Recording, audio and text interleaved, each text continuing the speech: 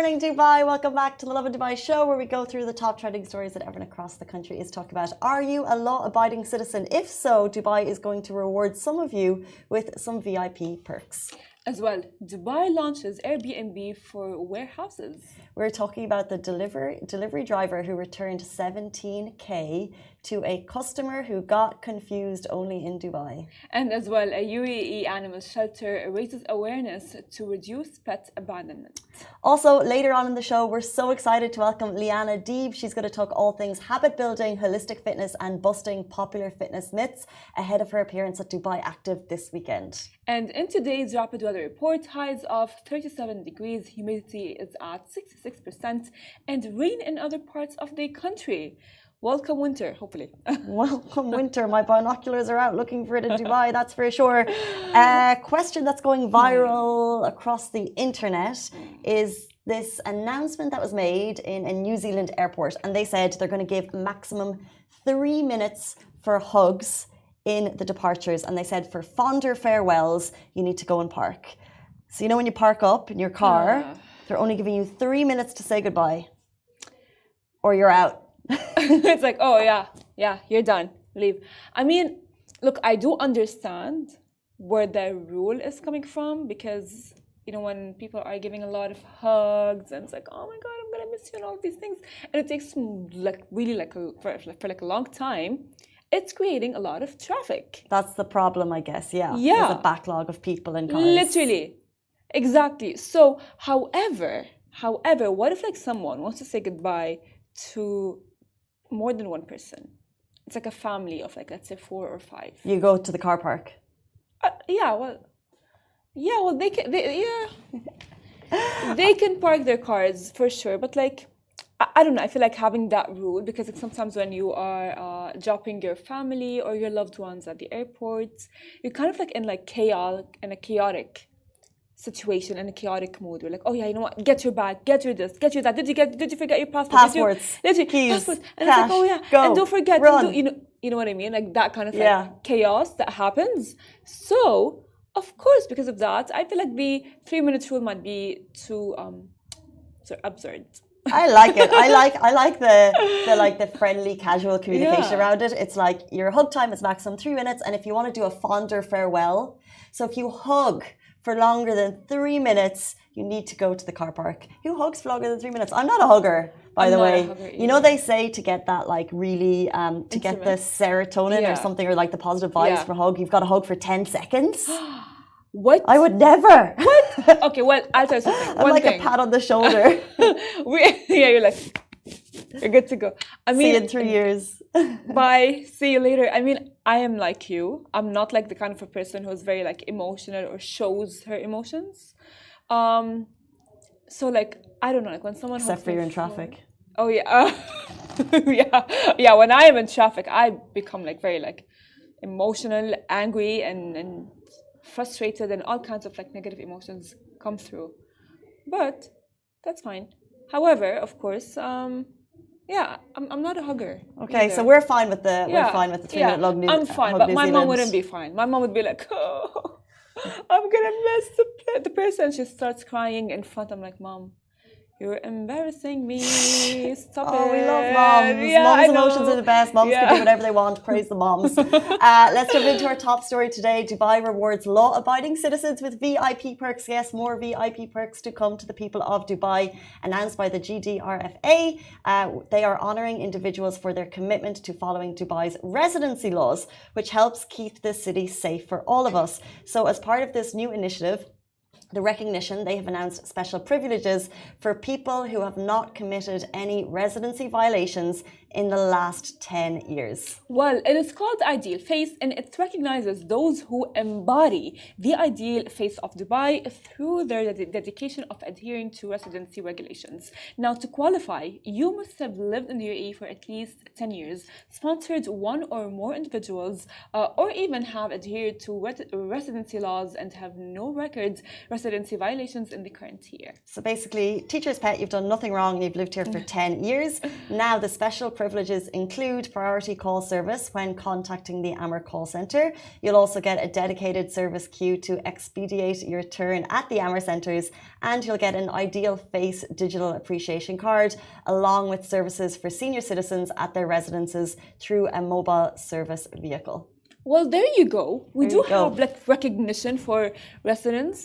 We do, because like, you know, a lot of people sometimes they go like, oh yeah, I know what, only locals get the recognition. Like, we do. So true. This is for all. You just have to have lived here for 10 years and make sure that you're sponsoring someone and that you've all maintained above board. And this is kind of in line with the news about the residency status, like people who weren't in line had to go, and you've got 10 days left, by the way. If you know anyone who is violating residency, you've got 10 days to go and get yourself above board. We love Dubai for their constant innovation, which actually leads us into our next story. Well, Dubai launches AIRBNB for warehouse. Dubai Customs is going to set up a new digital platform that gives warehouse owners in the UAE the ability to list their properties for leasing. I wonder how many warehouse owners there are in Dubai. So it's a new tech solution, and it will provide users with various warehouse and storage space options. It will allow you to filter based on size, location type, and duration of time that you want the warehouse for. As well, there is an increasing demand in storage spaces in Dubai, which has caused rent prices to increase. Now, this project will simplify the property listing process. I think that it is a very great initiative. The fact that they are actually having like Airbnbs is like, you know, for warehouses. Yeah, for me, I'm not looking for a warehouse, so it's not really a cause for concern. When the day comes, this will make it helpful. But I do love aggregators. So I heard something on the radio a while ago. Someone has decided to make an app in Dubai to do an aggregator for fitness meal plans. And I was like, genius. Because every year I'll take an ocean and I'll be like, I'm going to do a fitness meal plan. And I'll spend 3 days going through all the prices, trying to see the meals, and whether or not I actually haven't done one. But aggregators for those types of things, although there's a bit of an extra charge, it actually makes a lot of sense. Like Fresha for beauty, I don't know if you use that, but like it's got all of the salons and everything in one place, so it makes it easier as a customer. And it's just someone fixing a problem for me, but it makes me be able to find salons quicker. I actually do agree with you. Like, I haven't used Fresher. I haven't used those like aggregators. However, no, I do agree with you that they for sure make everyone's lives easier, because if I had one, I am very indecisive and I don't know what do I want. I don't know what to choose. I'm very like, should I do this? Should I do that? And I'm very kind of like annoying with that. But I really can be, by the way. And I will be going, like I will have one in my mind, but I will be going around asking everyone, what should I choose? For lunch? For everything. For everything. And then because I would want them to say what I want.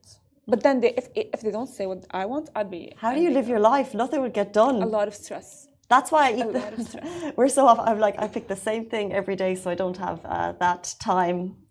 To think and... No, not at all. I could never ask other people's, because then my life would be too confusing. Now, moving on from warehouses to couriers, we always talk about the amazing stories of people, maybe taxi drivers, where they found like wads of cash. But this story in particular is getting a huge amount of attention for the delivery driver who returned 17K to a customer who got confused.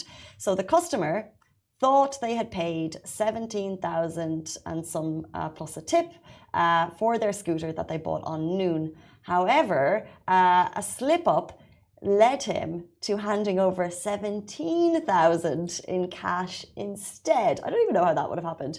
So therefore, paying 15K over the odds without realizing it. Well, and it was the courier Muhammad Mohsen Nazir from Pakistan who reached out to the customer, informing him of the mistake. Now, his words, "Don't worry, I'll return it to you." And he kept his promise, safely returning the entire amount to the grateful customer, which, by the way, I love this, because like when you do such a mistake, you kind of like freak out. He didn't even know. He didn't know. The guy, the delivery driver got back to him and was like, "You made a mistake." And the guy was like, "How much extra did I give you?" I mean, that's how you know that the drivers and the people who work in Careem, Noon, talabat, and the list goes on and on, are actually, as we say in Arabic, a word called aminin, which means that they are very genuine. They don't take the money for them. They don't care about the money. They know that, you know what, they're gonna get the salary, and if someone gives them like that much money, they are very, I would say, they're gonna give it back, and they're just like, as we say, aminin. I think I don't know if there's like what does aminin means in English, but yeah. Watching. But neither do I. But I do agree with the concept. Like, it's so, like, if you're just tuning into the show for the first time, this isn't the first time that we've told these types of stories. It's so common to lose your laptop. Like, we joke about like leaving your purse in places, but like to generally lose things, like leaving your laptop in a taxi and getting it back. I've left my phone in multiple places. I've got it back. Like, people give your stuff back. That doesn't happen in other cities. And mind you, by the way, he could have taken the money. He could have used the money. He could have been like, you know, oh wow, I have that much money. No one's gonna notice. No one's gonna know. You know, he could have been like, you know what, I'll take the money, wait for a couple of days, see if the person who paid figured that out or not, and then take the money for himself, and then maybe blame it on the guy who paid. Good guy, you know? There. If anyone from Noon is watching, first of all, apologies. I've put up a competitor delivery on our LED screen. But if anyone from Noon is watching, get this guy a raise or something for recognition, because what an amazing, extraordinary act. Let's jump into our next story. Tickets for Arabian Warriors are available now. Get them while you can. So almost here, Arabian Warrior is kicking off on October 26th in Dubai. We'll host the very first Arabian Warrior event. This is, you can see behind me, a one-of-a-kind obstacle race inspired by the rich traditions of Arabian culture. So whether you're up for it, become up for it, 5K, 10K, 15, 20 or 50K, there's a course for every level of warrior, and there's even a 1.6K fun run for the kids. And if you think you've got what it takes, I mean, you can test yourself in the competitive heats and battle for epic prizes. Plus, after the race, kick back in the fan village where you can refuel and relax with great food, drinks, and entertainment. That clock is ticking. Head to ARBNwarrior.me to get your tickets today. Do not miss the chance to take part in this epic launch event. We're super excited for this one, and the weather is just going to be beautiful. Jumping into our next story. Another sad story on the rescue shelter front. Well, Casey, a UAE animal shelter raised awareness to reduce pet abandonment. So an animal shelter in the UAE shared a story where they received a dog that had obvious signs of neglect. On October 18, the Mustafah Dog Project based in Abu Dhabi shared the story of Truffles, a dog that was abandoned by its family. And now, what do you do when you are surrounded a pet from a family in the States? So this is actually Truffles behind me, and this isn't, I feel like we tell these types of stories so often and it keeps happening. So this dog, Truffles, was with the family for a year, and how the shelter told the story was that Truffles was purchased as a toy for the children in the house, and that was it. The parents didn't want to do much with her, and she was left just as entertainment for the children. So she was surrendered, and her fur was so matted that they had to shave her immediately. You know, she was barely able to see because of the overgrown fur covering her eyes. So basically, no care for the welfare of the animal while she was under the family's care. Luckily, the shelter stepped in. Well, if anybody would like to sponsor her grooming, we would be very thankful for the same. In spite of all, she is so playful, loving, and she is a little over a year old, bouncing about here and there, and of course a little bit shy. She needs a foster home once all groomed and have checked. She is fully vaccinated and microchipped and healthy. And I want to say something that my heart breaks the moment that you read and you said that the family got Truffles as a toy, as entertainment. She's not it's a soul, you know what I mean? And like, sometimes it's very frustrating because it pisses me off. Every time we talk about these stories, it's like the same thing. We talk about the same thing, just like different fonts. So true. You know? Yeah, it's just too common. what I would do if you'd like to know more about the story is get in touch with animal shelters in the UAE. There's so many ways to help. I actually saw another story of another shelter, and I think we'll share it today, Canine Friends. Like they're coming into some funding issues. So there's so many ways that you can help these shelters and help these animals. And I think the main thing is adopt, don't shop. And then secondly, if you adopt with the idea that this is going to be your family for life rather than a year. 8:45 on a Wednesday morning. We're so excited to welcome our next guest. Leana Deeb is in town for Dubai Active, but we're going to talk to her about healthy habit building, holistic fitness, and also busting popular fitness myths. So if you have a question for her, get them in on the show. She's going to be joining us after this short break.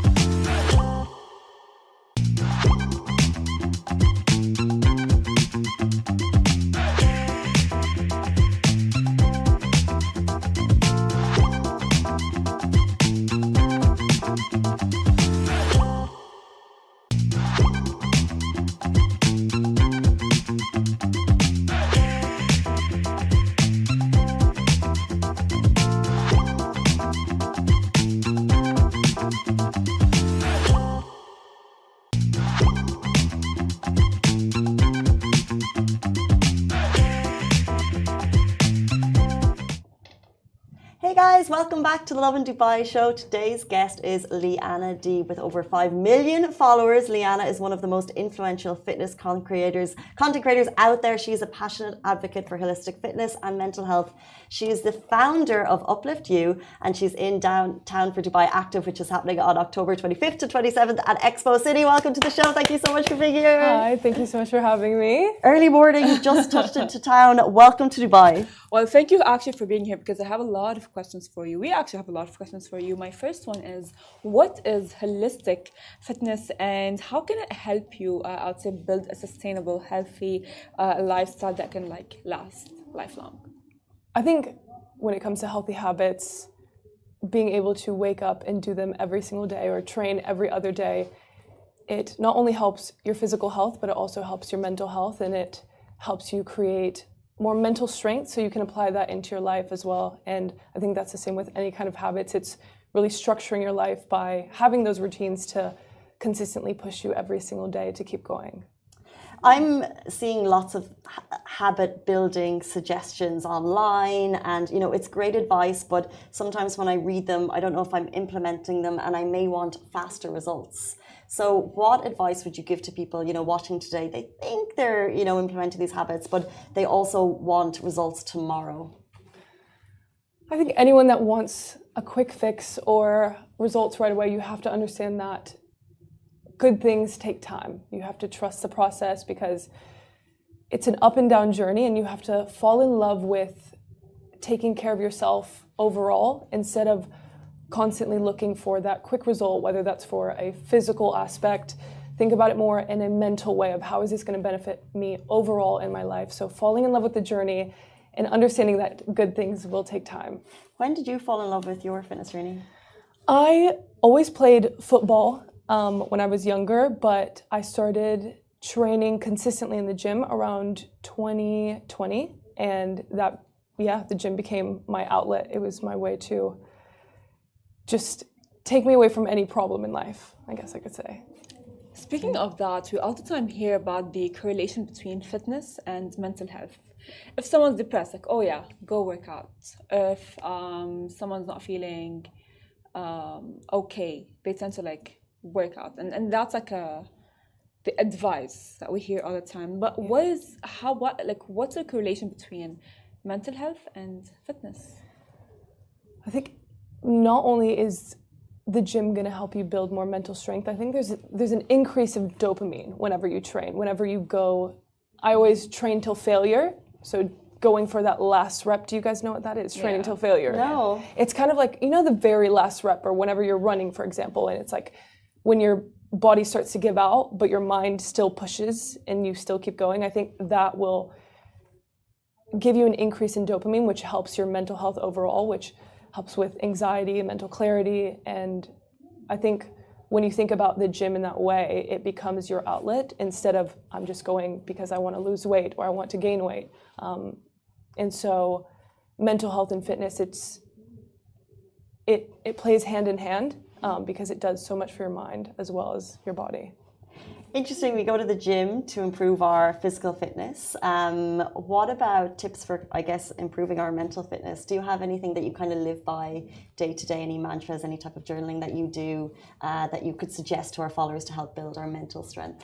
Yeah, of course, fitness is one of the things that I do for my mental health, but I would say also prayer and journaling. And if you're not big into prayer, meditation, something where you can just have that step away from the world to be able to be at peace with your thoughts. And for me, it's prayer. And then also journaling was a way that I am able to communicate with myself in a positive way. I think a lot of us struggle with negative thoughts or overthinking or dealing with uncertainty. And so being able to write down what you're going through on paper and then kind of reaffirm yourself that things are actually going to be okay in my life and I'm going to get through this rough period. And so having that by prayer and journaling is something that works really well for me, and I think it will work well for a lot of people. Well, it's all the time, I feel like it's very easy to say if you have mental health issues, go to the gym. But how can someone who is struggling with anxiety actually go and work out and lead to or go to that as a fix? Yeah. I think the gym can be a scary place. So people that struggle with anxiety, you might even get more anxiety from being in the gym because we fear judgment or looking dumb in the gym, you know, if we're not doing an exercise properly. I think the first thing is if you are struggling with anxiety overall and you want to go to the gym, but you're anxious to go to the gym, remember that even if anyone judges you, it doesn't matter. You have to we all have to be a beginner at some point in our life and start off by just getting comfortable with the space. If you find a gym that you like and just go in there and just start stretching, for example, get comfortable or do a quick 30-minute workout, something that is going to have you in and out of the gym. And then once you continue to keep going, you will feel like the gym will be your home. But all of us have to go through that period where we fear judgment, we fear the anxious thoughts, but I promise it doesn't last long. After a week, I promise you will be like, this is my home. In a way. And once you're there, you're not really noticing the people around you, but some people might be. And I think when you get to the gym and if you are anxious and you're, you know, getting used to a new space, sometimes you're comparing yourself with people around you. So you see the people who know how to use the equipment and you're thinking, how can I ever get to that? So I just wonder, do you have advice on that in terms of the comparison game that we play with ourselves? How could we not fall into that trap? I think comparison is definitely a thing that we all probably struggle with in many ways. I think you have to love your own journey and understand that we're all at different phases of our lives, and comparison is going to take away any kind of joy. And I think that for me, when I see someone that's struggling in the gym, for example, I see it as a positive way of like that person is so strong for putting themselves out there. So I think that you should appreciate that moment of your life that you are going through a new stage and you can look back and think, wow, I overcame this and I'm so much stronger. So instead of comparing, think about it as more inspiring to see where you can get to, because that person that you see in the gym that was, you know, doing amazing things like a strong deadlift or a squat, they probably felt the same way and we were all in the same shoes at one point of our life. You know what I think about when we're talking about entering the gym for the first time, and when you're in a class and they always say, who's new in this class? And that person always puts their hands up and I might be new to a class and that person might be me. And then you know that they're always struggling because they're new to the class. I wonder if we should have would you like to be reached out to? You know, would you like the class to like give you a little pat on the back, or if anyone watching, if you're new to the gym, do you want that, or do you want complete anonymity and anonymousness? Yeah. Really? You don't? So you don't like the pat on the back? I mean, because like I feel like because like at the first time I'd gone to Pilates and they were like, oh yeah, who's new? And I was like, me. And it's like I feel like whenever like the instructors like, you know, she would come and fix my posture and everyone would look and I'd be like, stop looking, you guys. Like I'm trying. Maybe I guess it is, right? We all have different opinions of it. I think maybe like a fist pump, or maybe not in the moment. Maybe it's pulling someone to the side after and be like, if you would have done it like this instead of this, not maybe in that moment and putting all the attention on you. I guess a Pilates class is a bit different than maybe a gym because everybody looks. But I think even me, for example, sometimes I still feel like an outsider in the gym, even though I've been training for so long. But if someone just gives me a fist pump or is like, you know, you're working so hard, I feel like, thank you. Nice. That means it's so nice. Yeah. Yeah, I agree. Or even if someone comes up at the end and says, "Was that your first class? Like I've been coming for a while." Like I think that's really nice. Not during the class because then I just need my space. No. But after the class, I think it's a nice thing to build community. Yeah, I agree with what you just said. The way that if they come after class and they go like, "Oh yeah, you know, are you?" I'm like. So after Pilates, go to Farah. Yeah. I mean, I'm friends with all of them now. But you know, like the first class, I was kind of like, oh my god, am I doing it right? Am I not? And then the instructor would come and she would like fix my posture and everything, and I'd be like, ugh. And then everyone would look at me like, and some of them would even be like, oh, try, and I would look at them like, stop! Like, I know what I'm doing. Stop that. Yeah, which can be kind of like I would say like bothering. You know what I mean? Because like we're all here for like one goal and we're all trying to like learn. And I understand that's like it's all coming out of like good intentions, you know, I know that, but like you kind of like start judging more and more yourself. I think in those moments you have to also ignore the judgment. Right? Even me, I still get looked at many ways, and I think I accept that people will judge me in my journey, but even if, someone comes and fixes your posture, it's better than like maybe like having an injury, for example, right? Like you want that. But it is, the environment around us, but we have to be just, not fear the judgment and ignore it. It's interesting that you say, as an inspiration to so many people in the fitness industry, with so many followers, you've created a brand, Uplift You, and you still feel a little bit of outsiderness in the gym. Is that common? Like, where do you think that comes from? I think it comes from probably wearing the hijab now. In the US, it's a bit different. It's not as common, maybe. Is it common here a lot? Do you see, a lot of women? Common. And we have ladies-only gyms as well. Right. But yeah. In mixed gyms, do you see it as much? Actually, in mixed gyms, like it's not super common, but it's super common in daily life. But in mixed gyms, not really actually. Yeah. In the US, there's not that many. I feel like now you're starting to see a shift of more women that cover.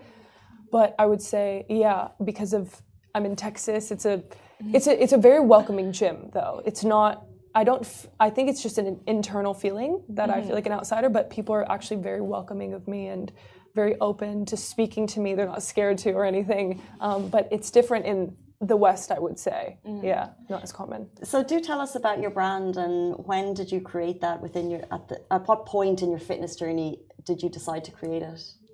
So I created my fitness app, which was Lift with Leana at the time. It was just about fitness because I was very fitness focused. I didn't really care too much about my mental health at the time. Obviously fitness was still helping my mental health, but it was just focused on fitness. And that was in 2022, I believe. I wanted to be able to give women and men my training programs and to be able to help them with their fitness journey in a more structured way, not just them following Instagram workouts. And so that has helped many people see results in their life. And then I switched over once I made the shift, getting closer to my faith, because I started implementing more habits like prayer, reading, journaling. And I knew that you need to do much more than just fitness to take care of yourself overall. And so I've turned that into now Uplift You, which is an empowerment platform for women and men to just overall better themselves in every single way. Interesting. I want to ask now, since you were talking about mental health and how important it is and its relation to fitness, but we live in a digital world.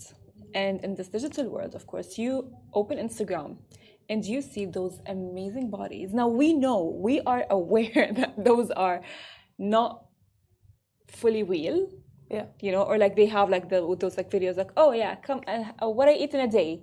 It's like, come on, like we know that you don't eat that much like in a day. You know what I mean? Like there's no possible way that your life is that perfect or your life is that structured to that extent. You know what I mean? We're like, oh, you sleep at this time, you work out every day with this at this time, and that's your workout routine, and you eat that much, and you don't even slack off or have any chocolate or some fat food, and you post a body and they have like amazing bodies, like.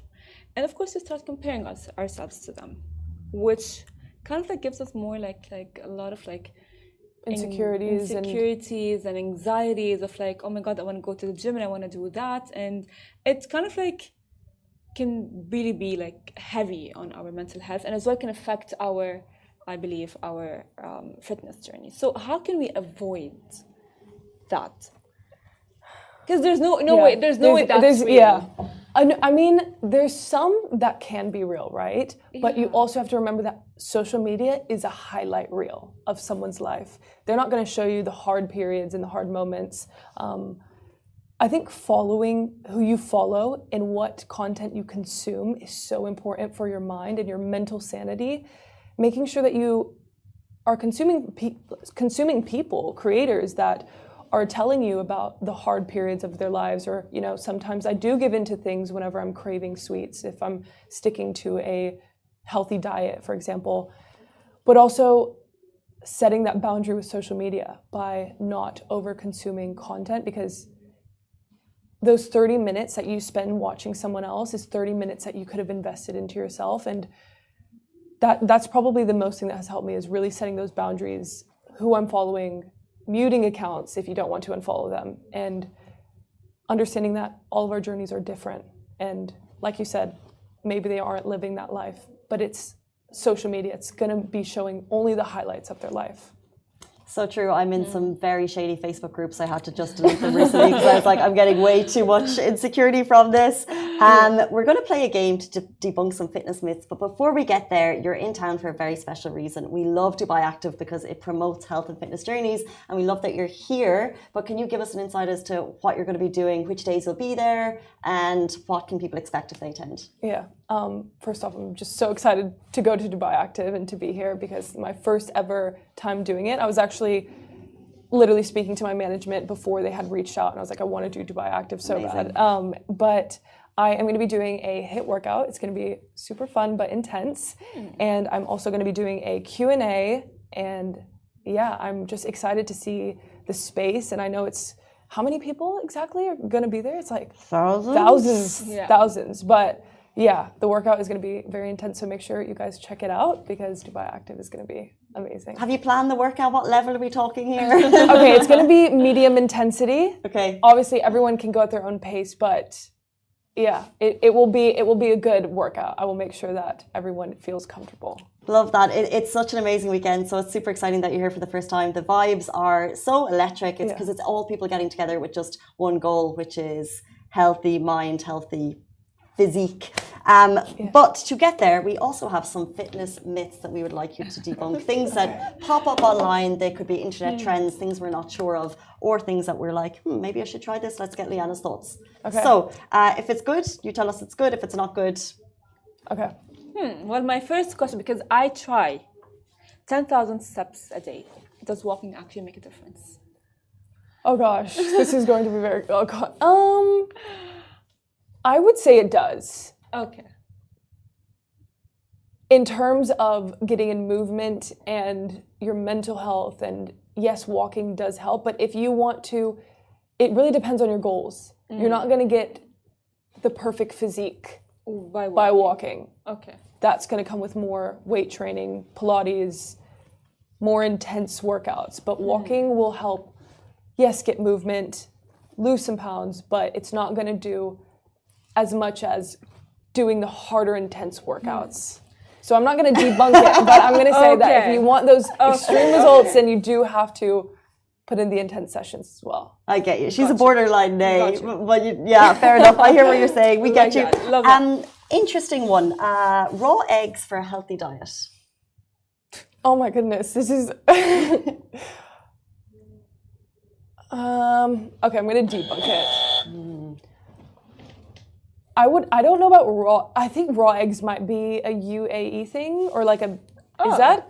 Or no, I don't see it in the US. I guess the high cholesterol is super. It depends, right? If people have high cholesterol, then it's not a healthy diet. But if you have lower cholesterol, then maybe it is a healthy diet. I think I'm debunking it because I just don't. I could never eat raw eggs. I just couldn't do it. Okay. What about y'all? No, someone, one of our colleagues' dad said he was in the Navy and they had to drink like 3 raw eggs for breakfast, and then his wife started doing it, and I was like, oh, I'm healthy, but we're not raw egg cod liver oil healthy. Level. Yeah, not to that level. No, I love eggs, but not raw eggs. No. Yeah, not raw eggs. Not at all. But I love eggs. Poached and avo. Is there anything finer in life? Well, spot reduction. Yeah, no.